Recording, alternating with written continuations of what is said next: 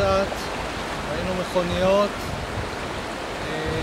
היינו בגן היפני, אחר כך נסענו לכאן, עיר אחרת, גם נחמד.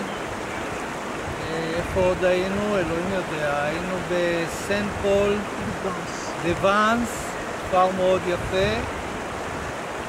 אתמול היינו בווילה של רוטשילד, זה בין ניס לכאן.